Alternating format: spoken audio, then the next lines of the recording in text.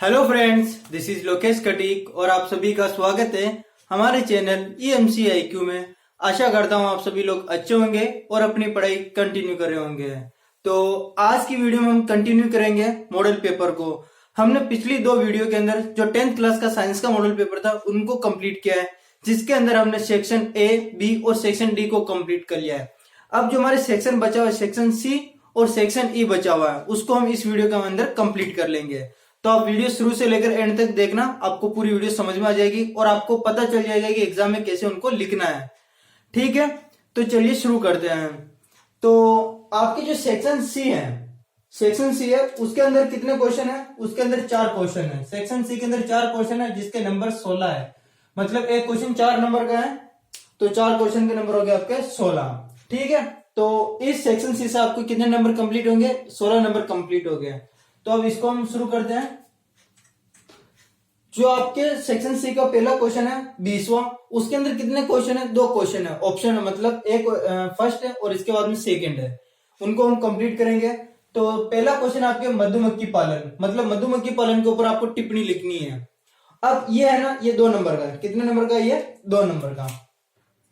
मधुमक्खी पालन पर आपको टिप्पणी लिखनी है कितने नंबर में? केवल 2 नंबर में। और इसके बाद में एक और है, उसमें भी आपको टिप्पणी लिखनी है 2 नंबर में। तो आपको इतना ज्यादा बड़ा करके नहीं लिखना है कि 2 नंबर के लिए पूछा और आप पता चलेगा आप डेट 2 पेज भर दो, इतना बड़ा नहीं लिखना है। आपको केवल नंबर के हिसाब से लिखना है और इंपॉर्टेंट चीजें लिखनी है। ऐसा भी नहीं कि आप फालतू लिखो, क्योंकि इससे नंबर कट जाते हैं, है ना। तो देखो मधुमक्खी पालन क्या होता है। मधुमक्खी पालन मतलब इसको इंग्लिश में बोलते हैं एपीकल्चर। ठीक है, तो मधुमक्खी पालन क्यों करते हैं? तो मधुमक्खी पालन करने से क्या होता है कि हम मनुष्य को क्या होता है, 2 तरह से लाभ होता है। पहला लाभ तो आप सभी को अच्छी तरह से पता है कि इसके मधुमक्खियों की सहायता से हमें क्या मिलता है? हमें शहद मिलता है, जिसका उपयोग हम भोजन में भी करते हैं, औषधि बनाने में भी करते हैं, और इसका उपयोग अन्य पदार्थों को सुरक्षित रखने में यानी खाद्य परिरक्षक के रूप में भी इसका उपयोग करते हैं। शहद के बारे में तो आपको सबको पता है। दूसरा जो इसका उपयोग होता है ना, ये क्या करती है, ये फसलों की पैदावार को बढ़ा देती है। अब इसके अंदर होता क्या है कि जब ये एक फसल पर बैठती है तो उस फसल के स्त्री केसर को दूसरी फसल के पुंकेसर तक ले जाती है, जिससे परागकण की क्रिया तेज हो जाती है और इस कारण क्या होती है, फसलों की पैदावार में क्या होती है, वृद्धि होती है। तो ये 2 मेन कारण होते हैं मधुमक्खी पालन के। एक तो क्या होता है, हमें शहद प्राप्त होता है, और दूसरा क्या होता है कि ये क्या करती है, परागकण की क्रिया तेज कर देती है, परागकण आसानी से होता है, जिससे फसलों की पैदावार बढ़ जाती है। तो ये 2 इसके मेन उपयोग है और ये आपको एग्जाम में लिखना है। देखो मैंने लिख दिया है, आप इस तरह से एग्जाम के अंदर लिख सकते हो। मधुमक्खी पालन में आप क्या लिख सकते हो? मधुमक्खी पालन से मनुष्य को दोहरा लाभ होता है, 2 तरह से लाभ होता है।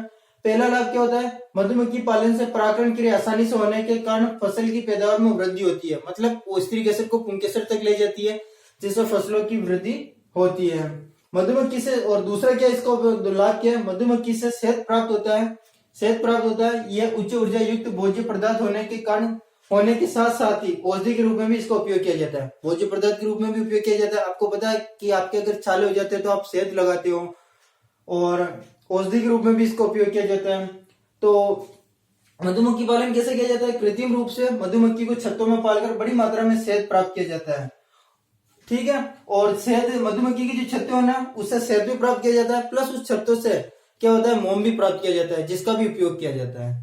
तो ये था आपके 20वें का फर्स्ट क्वेश्चन, मधुमक्खी पालन। बस आपको 2 बातें ध्यान रखनी। इससे दोहरा लाभ क्या होता है, एक तो परागकण की क्रिया आसानी से होती है, जिससे फसलों की पैदावार बढ़ जाती है, और दूसरा इससे हमें शहद प्राप्त होता है। तो आप इसको नोट कर लो, फिर हम इसका दूसरा क्वेश्चन है वो करते हैं। ठीक है,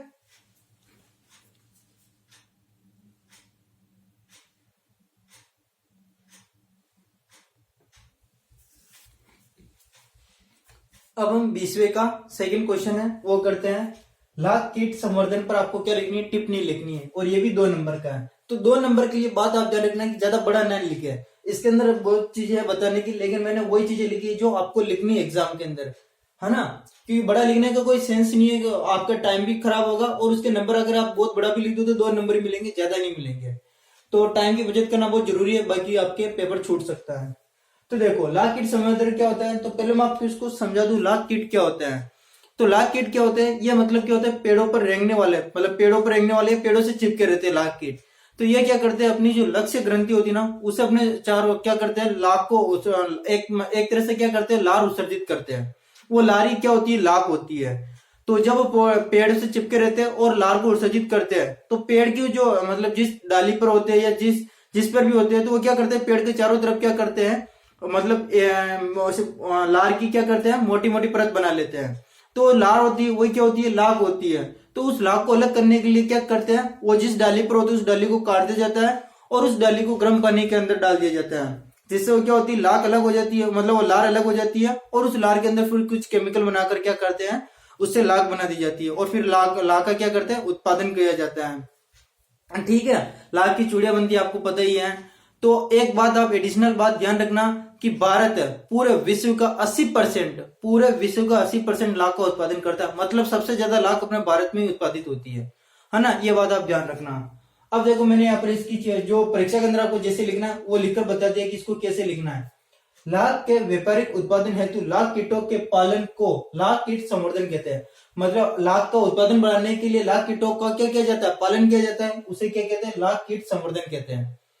लाख कीटों की लक्ष्य ग्रंथियों द्वारा स्त्रावित लारदार पदार्थ को, मतलब लाख कीट क्या करते हैं, मतलब अपने चारों तरफ क्या करते हैं, लार पदार्थ को उत्सर्जित करते हैं, जिसे क्या कहते हैं, लाख कहते हैं। और अगर पूछ ले लाख का वैज्ञानिक नाम क्या है, तो लाख कीट का वैज्ञानिक नाम लेसिफर लेका है। इसका वैज्ञानिक नाम क्या है, लेसिफर लेका। इंपोर्टेंट है, एक नंबर में क्वेश्चन आ सकता है कि लाख कीट का वैज्ञानिक नाम क्या है, तो लेसिफर लेका वैज्ञानिक नाम है। ये क्या करते हैं, छोटे आकार का रेंगने वाला कीट होता है जो श्वान द्वारा स्त्रावित लाख से बने आवरण में सुरक्षित रहता है। मतलब जो अपने तरफ ये लार उत्सर्जित करता है ना, उसके अंदर ये बंद रहता है, जिससे इसके क्या होती है, वो लार इसको क्या करती रहती है, प्रोटेक्ट करती रहती है, इसको सुरक्षा प्रदान करती रहती है। पेड़ पर ये अपने और लाख एकत्रित करता है, जिसे गर्म पानी में डालकर अलग कर लिया जाता है। मतलब वो जो लार उत्सर्जित करता है ना, उस डाली को काट लिया जाता है और उसे गर्म पानी में डाल दिया जाता है, तो लार अलग हो जाती है, फिर केमिकल बनाकर उसे लाख बना दी जाती है। तो ये था आपके लाख कीट संवर्धन। आप इसको नोट कर लो और लिख लो।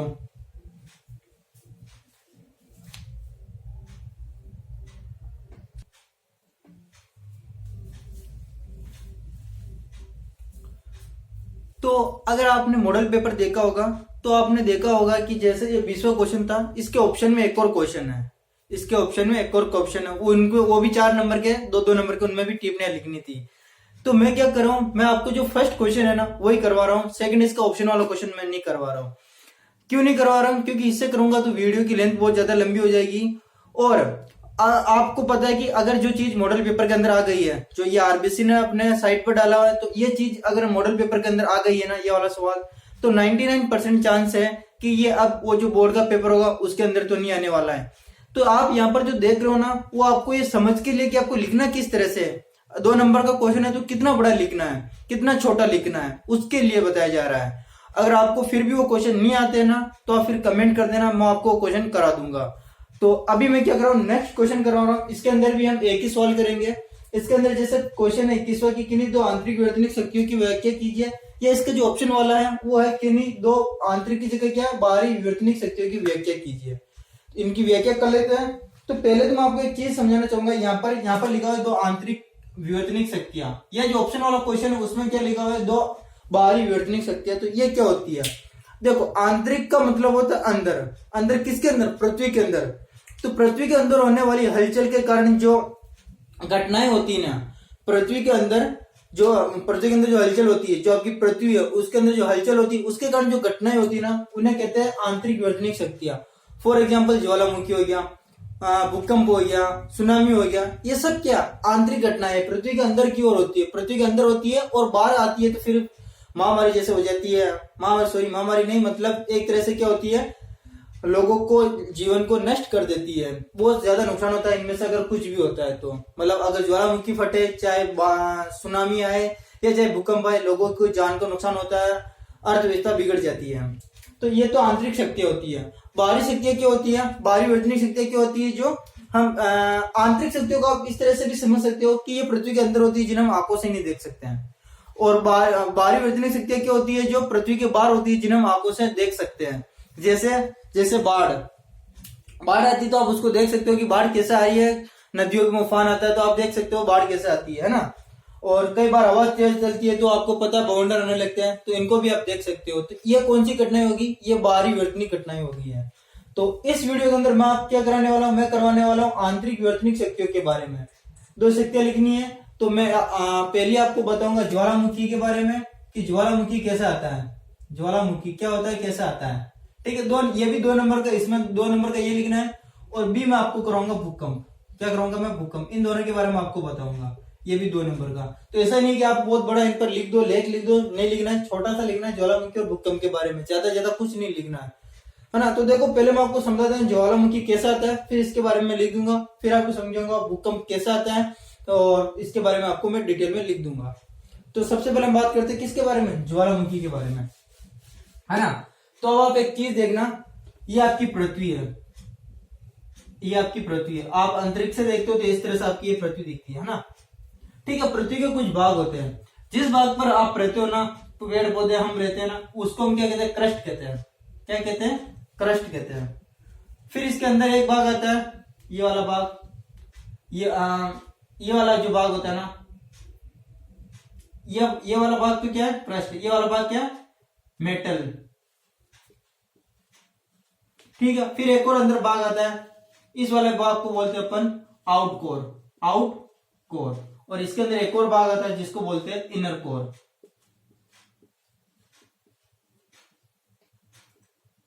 इस तरह से पृथ्वी के अंदर 4 सतह होती है, inner core, outer core, metal और क्रस्ट। क्रस्ट वो जगह होती है जहां पर पेड़ पौधे जीव जंतु पाए जाते हैं, फिर ये पृथ्वी के अंदर चलने पर ऐसे आते हैं। तो मैं आपको बता दूं कि ये जो इनर कोर होता है ना पृथ्वी का, ये बहुत ज्यादा कठोर होता है, मतलब ठोस होता है, प्लस बहुत ज्यादा गर्म होता है, बहुत ज्यादा गर्म होता है। मतलब यहाँ पर तापमान बहुत ज्यादा होता है, इस जगह पे जो तापमान होता है ना वो बहुत ज्यादा होता है। ठीक है, इस आउटर कोर में भी ये होता है। यहाँ पर आउटर कोर के अंदर क्या होता है, यहाँ पर भी ताप होता है, लेकिन यहाँ पर जो पदार्थ होते हैं ना, पदार्थ वो क्या होता है, द्रव अवस्था में होता है। कौन सी अवस्था में, द्रव यानी लिक्विड अवस्था में होते हैं। और यहाँ पर ये आपके मेटल यानी कुछ धातु पाई जाती है, फॉर एग्जाम्पल लोहा हो गया, जो भी खनिज आपको प्राप्त होती है वो पृथ्वी के अंदर से प्राप्त होते हैं ना। तो यहाँ पर एक तरह से मेटल के अंदर आपको क्या प्राप्त होता है, खनिज प्राप्त होते हैं, लोहा, अयस्क, तांबा, सोना, चांदी, सब ये यहाँ से प्राप्त होते हैं। ठीक है, और क्रस्ट क्या है, जहां पर आप रहते हो। अब होता है क्या है कि ज्वालामुखी कैसे आते हैं, ये आपकी कौन सा भाग, इनर कोर है। इनर कोर क्या होती है, ये बहुत ज्यादा गर्म होती है, बहुत ज्यादा गर्म होती है। और आपको पता है यहाँ पर बहुत सारी चट्टानी होती है, होती नहीं होती, चट्टाने होती है। तो ये इनर कोर क्या होती है, जो बहुत ज्यादा गर्म होती है ना, तो गर्म होने के कारण क्या, यहाँ पर जो भी धातु होती है, कुछ भी धातु होती है, धातुएं, चट्टाने, कुछ भी होती है, तो ये क्या करती है, इस तापमान के कारण क्या होती है, पिघलने लगती है। ये जो धातु होगी, चट्टाने होगी, ये क्या होने लगती है, पिघलने लगती है। जब ये पिघलती है तो वाष्प में बदल जाती है। ये किस में, जल में, ये हो सकता है किसके अंदर, गैस के अंदर बदल जाती है। जब ये इसमें गैस में बदल जाती है, वाष्प में बदल जाती है, तो ये क्या करती है कि भैया ये ऊपर जाने की कोशिश करती है। किधर जाने की कोशिश करती है, ऊपर जाने की कोशिश करती है। जब ऊपर जाने की कोशिश करती है तो ये छोटी छोटी यहाँ पर दरारें आने लगती है, छोटी छोटी दरारें बना लेती है, क्योंकि निम्न दाब से एकदम उच्च दाब में जाती है तो दरारें बन जाती है। और जब ये क्या करती है कि ये जो पिघली हुई धातु होती है ना, जब पृथ्वी के इस मुख से, इस जरूर नहीं, इस मुख से कहीं से भी निकलती, बाहर निकलती, तो क्या करती है, लावा के रूप में बाहर निकलती। मतलब इनको इतनी तरह से पिघला देती है कि वो लावा बन जाता है। ताप ज्यादा होता है तो क्या पूरी पिघल जाती है, उस पिघली हुई चीज को आप क्या कहते हो, लावा कहते हैं। तो यहाँ से लावा बाहर निकलता है, यहाँ से लावा बाहर निकलता है, जिसे क्या कहते हैं, ज्वालामुखी कहते हैं, ज्वालामुखी। देखो ज्वालामुखी कैसे नाम पड़ा, वो अगर मैं बताऊं तो क्योंकि यहाँ से वो क्या, ज्वाला के रूप में यानी लावा के रूप में निकलता है, इसलिए उसे ज्वाला, और पृथ्वी के किसी मुख से निकलता है इसलिए मुखी। तो इन दोनों को मिलाकर क्या नाम पड़ा, ज्वालामुखी नाम पड़ा। समझ में आ गया। इतनी सी बात आपको ध्यान रखनी, ये भाग बहुत ज्यादा गर्म होता है, गर्म होने के कारण क्या करती है, यहाँ पर क्या होती है, बहुत सारी चट्टाने और धातु होती है, उनको क्या करते हैं, पिघला देता है। पिघला देता है तो ये क्या करती है, ऊपर जाने की कोशिश करती है। तो ऊपर जाने की कोशिश करती है तो निम्न दाब से उच्च दाब की ऊपर जाती है तो बहुत ज्यादा प्रेशर लगता है और ये एकदम ऊपर निकलती है। और यहाँ से क्या होती है, ज्वालामुखी, जिसे आप क्या कहते हैं, ज्वालामुखी कहते हैं। मतलब लावा एकदम निकलता है उसे ज्वालामुखी कहते हैं। ठीक है, और इसके कारण बहुत ज्यादा नुकसान होता है, आपको पता है ज्वालामुखी से तो नुकसान होता ही होता है। ओके, तो ये होगी आपके ज्वालामुखी की कहानी। भूकंप के अंदर भी ऐसे होता है। भूकंप के अंदर क्या होता है कि यहाँ पर जो प्लेटें होती है ना, वो चक्कर लगाती रहती है और इनके कारण क्या होती है, टकरा जाती है, और टकराती है तो ही भूकंप का निर्माण होता है। उसको हम अभी करते हैं। पहले मैं आपको ज्वालामुखी की डिटेल में लिख देता हूँ कि कैसे क्या है ना, समझ आपको मेन ऐसे समझना था जो मैंने आपको समझा दिया है। ओके,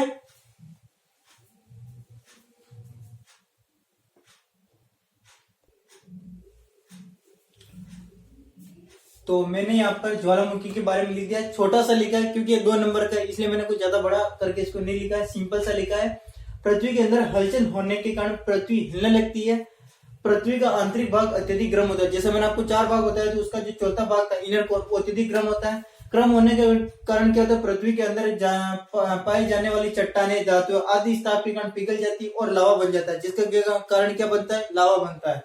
और यही लावा पृथ्वी में दरारें करता हुआ ऊपर आ जाता है, जिसे हम क्या कहते हैं, ज्वालामुखी कहते हैं। बस आपको इतना सा लिखना है 2 नंबर के लिए, ज्यादा बड़ा करके नहीं लिखना है, क्योंकि वो ज्यादा बड़ा हो जाता है तो ज्यादा नंबर का क्वेश्चन हो जाता है। और आपको पता है ज्वालामुखी आ चुका है, तो अब ये एग्जाम के अंदर नहीं आने वाला है, इससे रिलेटेड कोई दूसरा टॉपिक आएगा। ओके, नोट कर लो आप इसे। फिर हम इसका अगला एक और जो भाग है बी वो करते हैं।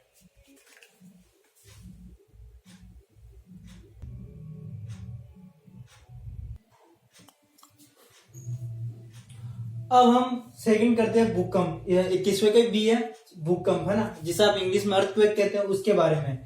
तो पहले मैंने इसको लिख दिया, फिर आपको समझा दूंगा। वैसे जो आपने ज्वालामुखी समझा था ना, वैसे के वैसे भूकंप होता है। देखो क्या लिखा मैंने, पृथ्वी के भूगर्भ में होने वाली, मतलब पृथ्वी के अंदर होने वाली हलचलों के कारण पृथ्वी के तल में कंपन होने लगते हैं। कंपन होने मतलब पृथ्वी हिलने लगती है, जिससे क्या होता है, हम भी हिलने लगते हैं, कई बार गिर जाते हैं, मकान के मकान पृथ्वी के अंदर चले जाते हैं, कंपन होने लगते हैं, जिन्हें क्या कहा जाता है, भूकंप कहा जाता है। मतलब जो कंपन होता है ना पृथ्वी की सतह पर, उसे क्या कहा जाता है, भूकंप कहा जाता है। भूकंप को प्लेट विवर्तन सिद्धांत से समझा जाता है। मतलब भूकंप को अगर आपको समझाना है तो किस सिद्धांत का उपयोग किया जाता है, प्लेट विवर्तन सिद्धांत का उपयोग किया जाता है। ये सिद्धांत क्या कहता है कि पृथ्वी के अंदर 6 तरह की प्लेटें होती है, और भी होती है प्लेटें, लेकिन मेन रूप से 6 प्लेटें होती है, और लगभग 29 तरह की प्लेटें होती है, जिनमें से मेन 6 प्लेटें होती है। ये प्लेटें क्या होती है, पृथ्वी के अंदर चक्कर लगा रही होती है, पृथ्वी के अंदर गोल गोल चक्कर लगा रही होती है। तो जो पृथ्वी के अंदर, जैसा कि मैंने आपको बताया कि गर्म भाग होता है, गर्म भाग के कारण क्या होती है, चट्टाने होती है, या आपके चट्टाने या धातु होती है, वो ऊपर आती है। ऊपर आती है तो क्या करती है, जब ये पृथ्वी के चट्टाने, सॉरी, ये आपके प्लेटें चक्कर लगा रखी होती है, तो वो क्या करती है, जो गर्म चीजें होती है वो उससे टकराती है, प्लेटों से। तो प्लेटों से टकराने के कारण क्या होता है, ये प्लेटें टकराती है तो प्लेटों का भी बैलेंस बिगड़ जाता है, और ये आपस में टकरा जाती है। जो प्लेटें से चक्कर लगा रही होती है, ये क्या करती है, आपस में टक्कर लगा जाती है। यहाँ जब ये आपस में टकरा जाती है तो क्या करता है, कंपन आता है, और जब कंपन आता है तो उस कंपन को हम क्या कहते हैं, भूकंप कहते हैं। और भूकंप की तीव्रता को रिक्टर पैमाने की सहायता से नापा जाता है। इंपॉर्टेंट कर लेना, 1 नंबर में क्वेश्चन आने वाला है कि भूकंप की तीव्रता को किस पैमाने की सहायता से नापा जाता है, तो रिक्टर पैमाने की सहायता से नापा जाता है। मतलब क्या होता है कि ये आपकी पृथ्वी है, ये पृथ्वी के अंदर प्लेटें होती है, इस तरह से प्लेट, 6 प्लेट है, 1 plate, 2 plate, 3 plate, 4 plate, 5 plate, 6 plate, ये आपस में चक्कर लगा रही होती है। जब ये चक्कर लगा रहती होती यहाँ से कोई, मान लो कोई चीज यहाँ से इससे टकरा गई, ये टकराई तो इसकी गति रुकी, पीछे वाली प्लेट किसी संगत हो गई, ये टक्कर हो गई, तो क्या करती है, इस टक्कर के कारण क्या, तो इसकी पृथ्वी की सतह है ना, यहाँ पर कहते हैं कंपन आते हैं, और इस कंपन को हम क्या कहते हैं, भूकंप कहते हैं। ठीक है, समझ में आ गया, तो आप इसको भी नोट कर लो। फिर हम अगला क्वेश्चन करते हैं। देखो छोटा छोटा, और मैं इनको ब्रीफ में नहीं लिखा रहा हूं, मैं केवल मेन छोटी सी लाइनें लिखा रहा हूं, क्योंकि 2 नंबर में आप कितना बड़ा लिखोगे। ठीक है, नोट कर लो आप इसको।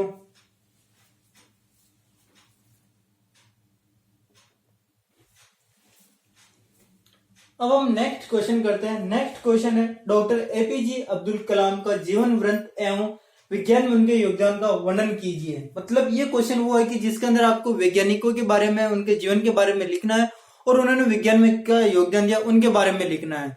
तो इसका ऑप्शन में सीवी रमन है, और अपन ये है फर्स्ट है अपने अब्दुल कलाम के बारे में। तो आप किसी के भी लिख सकते हो, मैं अब्दुल कलाम के बारे में आपको बता रहा हूँ। देखो ये मतलब हमारे भारत का एक हीरा है और रहेंगे हमेशा। इन्होंने आपको, अगर आपने एक मोटिवेशनल लाइन सुनी होगी कि सपने वो नहीं होते जो हम रात को सोते हुए देखते हैं, सपने वो होते हैं जो हमें सोने नहीं देते हैं। मतलब अब अगर आपको अपने कोई ड्रीम है, तो ड्रीम ऐसा नहीं कि आपने रात को देखा तो वो ड्रीम हो गया। ड्रीम तो वो आपका वो होना चाहिए कि वो आपको सोने ही नहीं दे, कि मुझे ड्रीम को हासिल करना ही करना है। ठीक है, मतलब आपके पास में कोई एक ऐसा सपना होना चाहिए जो आपको सोने ना दे। सोने ना देगा मतलब होता है कि आपको अपने लक्ष्य तक ले जाए। ठीक है, तो हम बात करते हैं किसके बारे में, एपीजे अब्दुल कलाम के बारे में। इनके पहले मैं आपको जीवन के बारे में बताऊंगा, और फिर इनके विज्ञान में क्या योगदान दिया उनके बारे में बताऊंगा। तो एपीजे अब्दुल कलाम का अगर आपको पूरा नाम पता करना हो, तो इनका पूरा नाम है, ए का मतलब होता है अबुल, पी का मतलब होता है फकीर, जे का मतलब होता है जैनुलाब्दीन, और फिर अब्दुल कलाम। देखो इनका नाम इतना बड़ा क्यों है। अबुल जो है ना, इनके ग्रैंडफादर थे।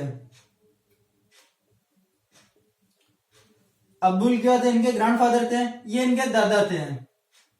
क्या थे ये, तो देखो मैं यहाँ पर हिंदी में लिख देता हूँ, ये इनके परदादा थे, ये इनके दादा थे, और जैनुलाब्दीन इनके पिता थे, और ये इनका नाम था अब्दुल कलाम का, सम का नाम। तो देखो उनका नाम कितना कितना अच्छा था, अबुल फकीर जैनुलाब्दीन अब्दुल कलाम। अबुल यानी परदादा का नाम यूज कर लिया, फकीर यानी दादा का नाम यूज कर लिया, और जैनुलाब्दीन यानी पिता का नाम यूज कर लिया, और फिर खुद का नाम अबुल कलाम रखा। तो एपीजे अब्दुल कलाम का पूरा नाम ये हो गया। इनकी माता का नाम आसी अम्मा था, माता का नाम था यासी अम्मा। ठीक है, इनकी माता का नाम आसी अम्मा था। अगर हम इनके जन्म की बात करें तो इनका जन्म हुआ 15 अक्टूबर 1931 के अंदर इनका जन्म हुआ। कहां पर हुआ, तो तमिलनाडु का जिला रामेश्वर, उसके अंदर एक गांव है धनुषकोडी, उसके अंदर इनका जन्म हुआ। तमिलनाडु के जिला रामेश्वर के धनुषकोडी में इनका क्या हुआ, जन्म हुआ। तो अगर इनकी बात करें जीवन के बारे में, तो इनके क्या करते थे, इनके जो पिता थे वो क्या थे, एक नाविक थे। तो इनकी फैमिली कंडीशन कुछ अच्छी नहीं थी। तो क्या करते थे कि जब ये स्कूल जाते थे ना, तो स्कूल जाते थे तो इनको मतलब अपनी सुविधाओं के लिए क्या करना पड़ता था, नाव चलाते थे, क्योंकि उस टाइम इनके पास में इतने पैसे नहीं थे। तो ये क्या करते थे कि तमिलनाडु के अंदर जो लोग घूमने आते थे उनको क्या करते थे, नाव के अंदर घुमाते थे। तो नाव के अंदर घुमाते थे तो इनसे इन्हें क्या होती है, पैसे मिलते थे। और प्लस जब वो जो भी घूमने आए पर्यटक वो घूमते थे, तब ये नाव में बैठकर पढ़ते थे। इनको पढ़ने के प्रति लगन बहुत ज्यादा अच्छी थी, ये हमेशा पढ़ते रहते थे। ठीक है, एक बार की अगर मैं आपको बात बताऊं, तो इनके एक टीचर थे मैथमेटिक्स के, उन्होंने इनसे मतलब सभी बच्चों से कहा कि अगर कोई मुझसे फ्री में पढ़ना चाहता है तो मैं पढ़ाऊंगा, लेकिन उसकी कंडीशन है कि आपको सुबह 4 बजे आना होगा, और 4 बजे आओगे तो आपको नहा धोकर आना होगा, ऐसे नहीं कि आप मुंह उठाकर चले आओ। तो इन्होंने इस बात को सीरियसली लिया, और इन्होंने क्या किया कि ये क्लास लेने के लिए सुबह 3 बजे उठते थे, अच्छे नहा धोकर 4 बजे उनके गुरुजी के घर चले जाते थे, और वहां पर मैथमेटिक्स पढ़ते थे। ठीक है, इनके साथ में कई बार स्कूल के अंदर भेदभाव भी हुआ कि इनके दोस्त थे जो पंडित जी से मतलब ब्राह्मण थे और ये मुसलमान थे। तो टीचर इन्हें हर बार पीछे बैठाते थे। तो इन्होंने डिसाइड किया कि मैं पीछे बैठकर ही देश का भविष्य बदलूंगा, मतलब देश को आगे ऊंचाई पर ले जाऊंगा। इसलिए इनकी एक लाइन है कि जो अच्छे ख्याल है ना, जो बैक बेंचर्स होते हैं, जो पीछे बैठते हैं ना, वो मतलब क्रिएटिव आइडिया दे सकते हैं। ये भी इनकी एक लाइन है।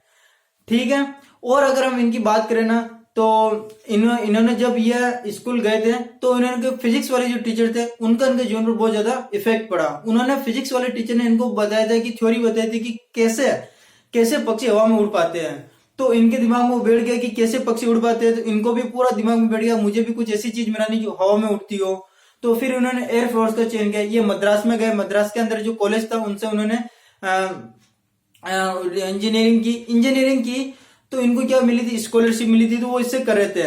और उनको मतलब पढ़ाई कराने के लिए जो इनकी सिस्टर थी ना, उन्होंने क्या किया था कि अपने गहने गिरवी रखे थे, और उनसे जो 1000 रुपए मिले वो अपने भाई अब्दुल कलाम को दे दिए थे। तो जैसे कॉलेज के अंदर क्या होता है कि इनको काम मिला था कि तुम मतलब हवा में उड़ने वाली कोई चीज बनानी, तो कोई रॉकेट का मॉडल बनाकर बताओ। तो इन्होंने जो मॉडल बनाया था ना, वो सर को बिल्कुल पसंद नहीं आया। सर ने कहा कि अगर तुमने 3 दिन के अंदर अगर कोई अच्छा मॉडल बनाकर नहीं बताया तो तुम्हारी स्कॉलरशिप छिन जाएगी, तुम्हारी स्कॉलरशिप तुमसे वापस ले ली जाएगी, है ना। तो ये बात सुनकर अब्दुल कलाम का दिमाग खराब हो गया। वो लगातार 3 दिन ना सोए न कुछ खाए, वो इसी पर काम करते रहे। और काम कर उन्होंने एक ऐसा रॉकेट का मॉडल तैयार किया कि जो सर ने उनको पहले डांटा था उनको आंखों में आंसू आने लगे। तो ये थे अब्दुल कलाम। उन्होंने फिर एक लाइन थी कि अगर कोई इंसान अपनी इच्छा और निंद्रा पर काबू पा लेता है तो वो दुनिया में हर चीज पा सकता है। ये भी उनकी लाइन थी। तो फिर जैसे इनकी कॉलेज खत्म हुई, फिर ये क्या हुआ था कि कॉलेज खत्म होने के बाद में क्या हुआ कि इनके 2 जॉब आई, इन्होंने एग्जाम दिया, इनके 2 जॉब आई। 2 तरह की गवर्नमेंट जॉब इन्हें मिली, एक तो एयरफोर्स की और एक डिफेंस की। ये एयरफोर्स के अंदर जाना चाहते थे, इनकी इच्छा थी कि एयरफोर्स के अंदर जाए, पर इनकी 2 जॉब में सिलेक्शन हुआ था, एयरफोर्स और डिफेंस है वो DRDO, defence research development organisation, जिसके अंदर इनके सिलेक्शन हुआ था। तो ये तो एयरफोर्स के अंदर जाना चाहते थे। तो एयरफोर्स के अंदर गए तो वहां पर कितने 25 कैंडिडेट को बुलाया था, उनमें सबका इंटरव्यू हुआ। तो उस 25 कैंडिडेट में से 8 उम्मीदवार थे, उनका ही सिलेक्शन करना था। 25 में से किनका सिलेक्शन करना था, 8 लोगों का सिलेक्शन करना था। और इनकी रह गई थी 9वीं, मतलब 9वें नंबर पर ही आए। तो इनका एयरफोर्स में जाने का सपना तो खत्म हो गया। मतलब एयरफोर्स में खत्म तो नहीं लेकिन एयरफोर्स में नहीं जा पाए। तो फिर इनके पास में एक और जॉब बची थी, कौन सी, डिफेंस की जॉब बची थी। तो ये वहां पर गए, डिफेंस के अंदर गए। डिफेंस के अंदर जाने के बाद में इनको क्या करा कि इनको रॉकेट बनाने की विधि सिखाने के लिए इनको नासा भेजा गया। तो ये मतलब हर एक चीज में परफेक्ट है। तो नासा के अंदर जाकर, नासा अमेरिका की है कंपनी है जो मतलब क्या करती है, रॉकेट्स बनाती है। मंगल मतलब अभी आपको पता होगा कि उन्होंने मंगल पे भी एक उपग्रह भेजा हुआ है। तो अपने भारत ने भी भेजा लेकिन सफल नहीं हुआ, लेकिन इनका सफल हो गया है। ठीक है, तो नासा कौन किसकी कंपनी है, अमेरिका की एक कंपनी है। जैसे अपनी भारत की इसरो है वैसे अमेरिका की नासा है ना। नासा के अंदर जब इन्हें भेजा तो इनकी ये मतलब परफेक्ट हर काम को बहुत जल्दी सीख जा रहे थे। तो जो नासा के वैज्ञानिक थे ना, नासा के वैज्ञानिकों ने इन्हें कहा कि हम तुमको अच्छी सैलरी देंगे, तुम्हारे को ना अमेरिका की नागरिकता फ्री में दे देंगे, तुम यहाँ पर ही सेटल हो जाओ।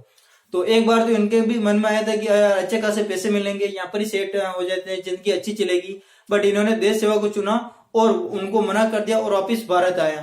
भारत आने के बाद में इन्होंने सबसे पहले भारत का एक उपग्रह बनाया SLV, सॉरी भारत का एक रॉकेट बनाया SLV रॉकेट बनाया। ठीक है, इसका नाम भी मैं भी लिख दूंगा, SLV रॉकेट बनाया। अब देखो रॉकेट क्या होते हैं, रॉकेट ही होते हैं जिनकी सहायता से हम उपग्रह को क्या भेजते हैं, अंतरिक्ष में भेजते हैं। तो सबसे पहले हमारे भारत के अंदर किसी ने रॉकेट बनाया तो वो किसने बनाया, अब्दुल कलाम ने बनाया। इसके बाद में इन्हें मिसाइल मैन के नाम से भी जाना जाता है। इन्होंने भारत के लिए 5 मिसाइलें बनाई थी, जिनका नाम अगर आपको मैं बताऊं तो पृथ्वी, अग्नि, त्रिशूल,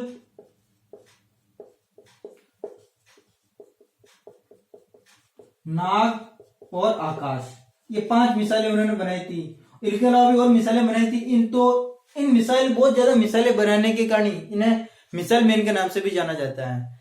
पृथ्वी, अग्नि, त्रिशूल, नाग और आकाश, इनको याद करने की ट्रिक है। देखो पटना से आप इनको याद कर सकते हो। P यानी पृथ्वी, A मतलब अग्नि, T मतलब त्रिशूल, N मतलब नाग और A मतलब आकाश।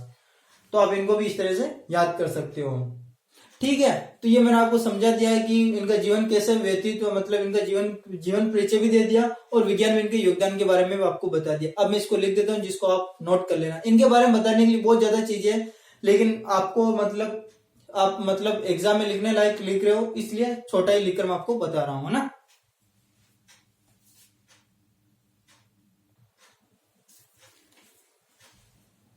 तो ये मैंने एपीजे अब्दुल कलाम के बारे में लिख दिया है। मैं जो पता है बहुत कम है इनके लिए, लेकिन परीक्षा में आपको इतने लिखना है, आपको इसके नंबर मिल जाएंगे। मैं आपको पढ़कर बता देता हूँ। इनका जन्म तमिलनाडु के रामेश्वर जिले के धनुषकड़ी कस्बे में 15 अक्टूबर 1931 को हुआ। इनके पिता का नाम जैनुल अब्दीन व माता का नाम आसियम्मा था। रामेश्वर में प्राथमिक शिक्षा के बाद कलाम रामनाथपुरम के खाड़ साई स्कूल में दाखिला लिया। उसके बाद में उन्होंने एरोनॉटिकल इंजीनियरिंग हेतु मद्रास इंस्टीट्यूट ऑफ टेक्नोलॉजी से में दाखिला लिया। उसके बाद में 1958 में इन्होंने वरिष्ठ वैज्ञानिक मतलब इनकी एजुकेशन हुई। उसके बाद में DRDO में डिफेंस रिसर्च डेवलपमेंट ऑर्गेनाइजेशन में 1958 में इन्हें वैज्ञानिक के रूप में वरिष्ठ यानी सबसे बड़े वैज्ञानिक के रूप में नियुक्त किया गया। कलाम साहब, इसके अलावा अगर मैं बात करूं, कलाम साहब को 2002 से 2007 तक अपने भारत के राष्ट्रपति भी रहे। ऐसे राष्ट्रपति जो हमेशा सिंपल सादे वस्त्रों में रहते थे। और 17 जुलाई 2015 को इनकी मृत्यु हो गई। आपको पता हो तो इन्हें भारत रत्न, पद्म भूषण, पद्म विभूषण बहुत सारे मतलब भारत मतलब इनको रत्न मिले हुए हैं, पुरस्कार मिले हुए हैं, जिनमें भारत रत्न सबसे मेन है। ये इनकी छोटी सी जानकारी ली थी जीवन वृत्त के बारे में। फिर इनके योगदान की बात करें तो मैंने बताया कि इन्होंने भारत का पहला रॉकेट नाइकी अपाचे छोड़ा और इनके बाद में SLV-3 का भी इन्होंने सफल परीक्षण किया। और इन्होंने 1983 के मिसाइल कार्यक्रम के तहत पृथ्वी, अग्नि, त्रिशूल, नाग, आकाश आदि मिसाइलों का परीक्षण किया। इतनी सारी मिसाइलों का परीक्षण करने के कारण इन्हें क्या कहा गया, इन्हें मिसाइल मैन के नाम से जाना गया। तो आप इसको नोट कर लो, ये आपको एग्जाम में लिखना है। मतलब एग्जाम में ये तो नहीं आएगा पर इस तरह से आपको लिखना है। ठीक है,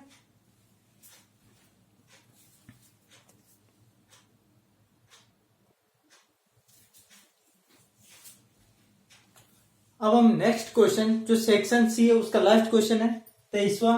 स्व स्थानीय संरक्षण पर टिप्पणी लिखी है। स्व स्थानीय संरक्षण पर टिप्पणी लिखी है या इसके ऑप्शन में है। इसके ऑप्शन में आपके हैं स्थानीय संरक्षण पर टिप्पणी लिखी है। तो ये आपके 2 प्रकार है जिन पर आपको टिप्पणी लिखी है। टिप्पणी लिखनी है। तो मैं आपको पहले वाले पर बता रहा हूँ, समस्थानीय संरक्षण। तो देखो संरक्षण का मतलब क्या होता है? संरक्षण का मतलब होता है किसी चीज को बचाना। ये जो हमारा चैप्टर है वो जैव विविधता है। हमारे जैव विविधता का मतलब होता है अलग अलग प्रकार के जीव पाए जाना। तो अभी क्या है कि चाहे भारत देश हो या बहुत से देश, उनके अंदर कुछ ऐसे जीव है जो लगातार संकटग्रस्त होते जा रहे हैं, मतलब जिनकी संख्या लगातार कम होती जा रही है, और अगर उनको बचाया नहीं गया तो वो नष्ट हो जाएंगे, लुप्त हो जाएंगे और देखने को नहीं मिलेंगे। सॉरी। तो उन संकटाग्रस्त प्रजातियों, उन संकटाग्रस्त जीवों को बचाने के लिए उनका संरक्षण किया जाता है, मतलब उनको बचाना एक तरह से क्या कहलाता है? संरक्षण कहलाता है। तो ये संरक्षण दो प्रकार से किया जाता है, स्वस्थानीय संरक्षण या बहिस्थानीय संरक्षण। देखो स्वस्थानीय संरक्षण का मतलब होता है कि अगर आप जीवों को बचाना चाहते हो ना, तो ना कहीं दूसरे जगह मत ले जाओ। फॉर एग्जाम्पल आपको शेर को बचाना है तो आप ऐसा मत करो कि शेर को घर के अंदर बंद कर दो। शेर को आप उसको जो जिस वातावरण में रहता है, जैसे कि जंगल में रहता है, उसे जंगल में रहने दो। बस क्या करो, आप उसकी क्या सुविधा बढ़ा दो। उधर सुविधा बढ़ाने का मतलब होता है कि सुविधा बढ़ा दो, सुरक्षा बढ़ा दो। मतलब वहां पर क्या होता है, अच्छी तरह पेरा वेरा दे दो कि कोई इनका शिकार नहीं कर पाए। आप बाहर से लेकर वहां पर जानवर छोड़ सकते हो, और अगर कुछ उसको बीमारी होती है उसका ट्रीटमेंट कर सकते हो उसी के वातावरण में। मतलब जहां जंगल में रह रहे हो तो उसे जंगल में रहने दो, बट आप उसे सुविधा उपलब्ध करवा दो। तो ये सबसे बेस्ट माध्यम होता है कि किसी भी चीज का संरक्षण किया जा सकता है, किसी भी जीव का संरक्षण किया जा सकता है उसी के वातावरण में। तो यही चीज क्या कहलाती है? स्वस्थानीय संरक्षण कहलाता है। तो मैं आपको एक बार जो मैंने लिखा है पढ़कर बता देता हूँ। क्या लिखा है मैंने कि जीवों के विकास एवं वृद्धि के लिए इनके प्राकृतिक आवासीय सर्वाधिक उपयोग होते हैं। मतलब जो जहां पर पैदा हो, अगर वहां पर ही रहेगा तो ही ज्यादा उचित रहेगा। दूसरी जगह आने पर वो उस वातावरण के अनुसार एडजस्ट नहीं हो पाएगा, है ना।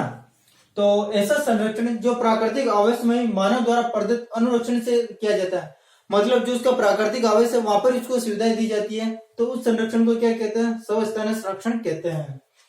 जिस संकटाग्रस्त प्रजाति को संरक्षित करना होता है, मतलब जिसको बचाना होता है, उसके अनुसार चयनित आवास में अनुकूल परिस्थितियां सुरक्षा उपलब्ध करवाई जाती है। ठीक है।